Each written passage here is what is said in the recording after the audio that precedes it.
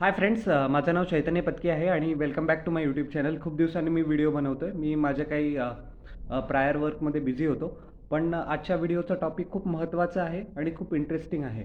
पुष्कळ लोकांना त्यांच्या मनामध्ये हा संभ्रम आहे किंवा काही लोकांना अजून विश्वास बसत नाही आहे की BCCI chief selector Ajit Agarkar आणि त्याच्या नव्या सिलेक्शन कमिटीने ज्याच्यामध्ये प्रज्ञान ओझा आणि RP सिंग पण आहे, यांनी रोहित शर्माला कर्णधारपदीपासनं मुक्त केलं आहे ODI क्रिकेटपासनं.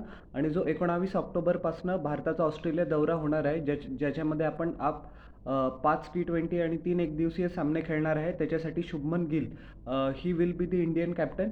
आणि खूप लोकांना हा डिसिजन बाय सरप्राईज घेऊन गेला की रोहित शर्माने आपल्याला T20 वर्ल्ड कप मागच्या वर्षी जूनमध्ये जिंकवला होता. चॅम्पियन्स ट्रॉफीमध्ये पण तो इंडियाचा मेन अग्रेसर होता आणि त्याच्या इनोव्हेटिव्ह कॅप्टन्सीवर तर कोणी प्रश्नचिन्ह उपस्थितच करू शकत नाही. 5 वेळेला मुंबई इंडियन्ससाठी त्यांनी IPL जिंकलेलं आहे. टीम इंडियासाठी त्यांनी न्यूमरस ऑनर्स प्रस्थापित केले आहे आणि चॅम्पियन्स ट्रॉफी जिंकून दिल्यासुद्धावर पण कर्णधार पदावरनं रोहित शर्माची हकालपट्टी का करण्यात आली किंवा ट्रान्झिशन का करण्यात आला, आपण हा जास्त डिग्निफाईड वर्ड आहे. आपण याचं कारण जाणून घेऊया आणि हा डिसिजन बरोबर आहे की नाही याच्यामध्ये पण मी माझं मत मांडेल. आणि नंतर तुम्ही तुमच्या काय कॉमेंट्स असतील हे जरूर मला नक्की खाली कॉमेंट सेक्शनमध्ये सांगा. खूप लोकांना असं वाटतं आहे की अजित आगरकर लेड सिलेक्शन कमिटीने खूप हार्श कॉल घेतला आहे. बट त्यांच्या पॉईंट ऑफ व्ह्यूनी मीडियाने त्यांना विचारलं होतं की रोहित शर्माने ही न्यूज कशी घेतली. तर अजित आगरकरने एक डिग्निफाईड रिस्पॉन्स दिला की ते म्हटलं की this is between the chief selector and the captain, की रोहित शर्माने ती न्यूज कशी घेतली. सो ऑब्व्हियसली रोहित शर्मा खूप खुश नसणार आहे. बट तुम्हाला माहिती आहे की इंडियन क्रिकेटमध्ये पब्लिकली ग्रीव्हियन्सेस मांडले जात नाही, जसं की पाकिस्तानमध्ये होतं किंवा काही दुसऱ्या कंट्रीजमध्ये होतं. एक डिग्निफाईड सायलेन्स प्रत्येक क्रिकेटर मेंटेन करतो. आणि खूप वेळेला असं होतं की BCCI कडनं अक्रॉस जनरेशन्स पुष्कळ क्रिकेटर्सला एक एकदम रॉ डील मिळते की त्यांच्यासोबत थोडीशी इनजस्टिस झाली किंवा त्यांना चांगल्या प्रकारचं फेअरवेल मिळालं नाही किंवा चांगलं कॅप्टन्सी पदावरनं त्यांना हकालपट्टी करण्यात आली किंवा एक फक्त धक्का देण्यात आला. खूप इन्स्टन्सेसवर असं पण झालेलं आहे. बट कोणते पण क्रिकेटर्स आपले त्यांची डिग्निटी सोडत नाही and that is the hallmark of Indian cricket. Rohit Sharma पण मी जेवढं त्याला ओळखतो तसं काही करणार नाही. But coming back to the point, सिलेक्टर्सचा पर्स्पेक्टिव्ह मी तुम्हाला सांगतो की काय असू शकतो. तुम्हाला जसं माहिती आहे की 2027चा वर्ल्ड कप अजून कमीत कमी त्याला 19 ते 20 महिने राहिले आहे. साऊथ आफ्रिका, झिम्बाब्वे आणि नैरोबीमध्ये हा वर्ल्ड कप होणार आहे. अजित आगरकरचं असं मानणं होतं की टीमला पुष्कळ टाईम शुभमन गिलच्या कॅप्टन्सीमध्ये जेल करायला मिळावा. त्याला त्याचे कॉम्बिनेशन्स काय ते चांगल्या पद्धतीने पिक करण्यात यावे. आपली बेंच स्ट्रेंथ काय याचा एक त्याला अंदाजा असावा. आणि आपल्या टीममध्ये कॅप्टन्सी किंवा आपल्या कॅप्टन्सीमध्ये प्लेयर्स कसं रिस्पॉन्ड करत आहे, कसं जेल करतात आहे, आपले रिझल्ट्स काय. So giving enough time to Shubman Gill हाच अजित आगरकरचा एक व्ह्यू पॉईंट होता. अजित आगरकरले सिलेक्शन कमिटीचा व्ह्यू पॉईंट होता. सगळ्यात दुसरं म्हणजे रोहित शर्माचं वय. रोहित शर्मा 39 इयर्स ओल्डचा पूर्ण होईल at the end of the year. 38 तर तो कम्प्लीट आहे. No doubt about his fitness. Is one of the best cricketers in the world. त्याचा परफॉर्मन्स पण तुम्ही बघितला, it is mind boggling. But 38 turning into 39 in modern day cricket. 2027च्या हिशोबाने Ajit Agarkar laid selection कमिटीने विचार केला असेल की शुभमन गिलला का इनफ मॅचेस नाही देणार. माझ्या मते आपण 23 ते 26 ODIs अजून खेळणार आहेत 2027च्या 50 ओव्हर वर्ल्ड कप अगोदर. So he will get enough time to try and test the players that he want to do. हेच दोन कारणं मेन असू शकतात. आणि एज तुम्हाला माहिती आहे की जसं एक फेमस पिक्चरमधला डायलॉग आहे की that age is no guarantee of innovation. And so जसं मी तुम्हाला सांगतो की शुभमन गिलनी इंग्लंडमध्ये खूप कमी अपेक्षा होतं त्याच्याकडनं, पण खूप चांगला परफॉर्मन्स केला आहे. कॅप्टन्सी पण त्याची टॅक्टिकल पहिल्या थोड्या 2 मॅचेसमध्ये चांगली नव्हती, बट नंतर तो त्या कॅप्टन्सी रोलमध्ये त्यांनी ग्रो केलं. Last day of the Headingley test त्यांनी एकदम जबरदस्त कॅप्टन्सी केली आणि प्लेयरनी पण त्याला खूप चांगल्या पद्धतीने रिस्पॉन्ड केला आहे. सो BCCIने हे सगळं नीट ॲनालिसिस केलं. भविष्यावर BCCIचा एक डोळा होता, म्हणून त्यांनी शुभमन गिलला कर्णधारपद नेमलं आहे. आता माझं मी पर्सनल पर्स्पेक्टिव्ह सांगतो आणि हे पर्स्पेक्टिव्ह खूप साऱ्या फॅन्सचं पण आहे. माझ्या मते रोहित शर्मासोबत कंप्लीट इनजस्टिस झालेला आहे. It is what it is. मी माझं मत एकदम परखडपणे मांडतो, पण जे खरं आहे ते आहे. ज्या माणसाने तुमची आयडिओलॉजी चेंज केली. सगळ्यात महत्त्वाचं म्हणजे आपली त्यांनी फिअरलेसनेस बॅटिंगमध्ये इन्स्टिल केली, आयडिओलॉजी चेंज केली. तुम्हाला आठवत असेल की 10 विकेट राखून आपल्याला खूप एक मानहानिकारक पराभव स्वीकारावा लागला होता दुबईमध्ये 2021मध्ये आणि त्याच डिफीटमुळे त्याच्यानंतर आपण न्यूझीलंडकडनं पण हरलो होतो एकदम वाईटप्रमाणे. आपण 2021च्या T20 वर्ल्ड कपमधनं आपण बाहेर पडून गेलो होतो. त्याच्यानंतर त्याची नेक्स्ट सिरीज होती. खूप लोकांना वाटतं की 2022 नंतर रोहित शर्मानी आणि टीम इंडियाने तो DNA ऑल आउट अटॅकचा आपल्या स्वतःमध्ये इन्स्टिल केलेला आहेत.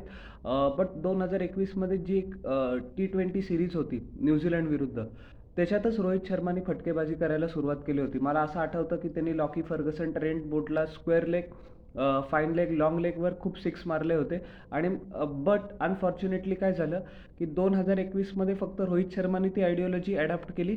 2022चा वर्ल्ड कप जो आपण ॲडिलेडमध्ये सेमीफायनल इंग्लंड विरुद्ध 10 विकेट्सनी हरलो, त्याच्यानंतर रोहित शर्माने सांगितलं की यार आपल्याला अशा ब्रँडचा क्रिकेट खेळायचा आहे. तुम्हाला सगळ्यांना पण अटॅक अटॅक अटॅक याच इंग्लंडच्या आयडिओलॉजीवर चालवलं जाईल.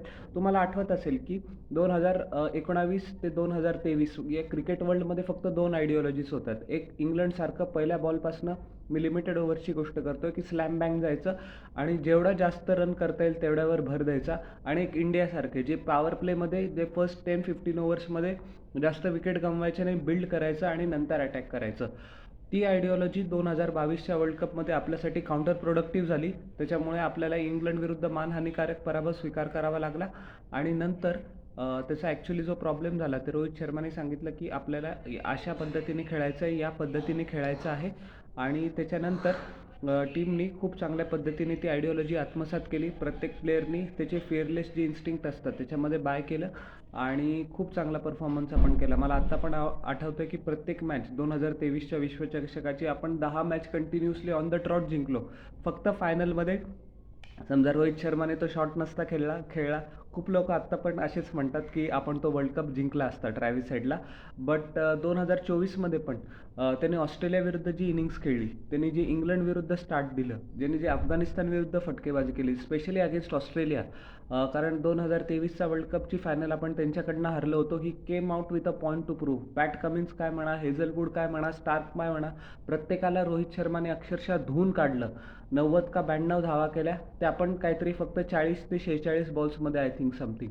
So that sent out a clear message की टीम इंडियानी आपला इंटेंट बदलला आहे. जी मॅक्सिमम हिटिंग केपेबिलिटी ती ॲडॅप्ट केली आहे आणि हे लेवल्स कधी अनलॉक झाले रोहित शर्माचे 2025 चॅम्पियन्स ट्रॉफी पण आपल्याला माहिती होतं की पिचेस कशी असतील. सो वरुण चक्रवर्ती म्हणा, कुलदीप यादव म्हणा, रवींद्र जडेजा म्हणा, अक्षर पटेल म्हणा, यांना इफेक्टिव्हली युटिलाइज केलं चांगल्या पद्धतीने. नो डाऊट आपल्याकडे होम ॲडव्हान्टेज होतं.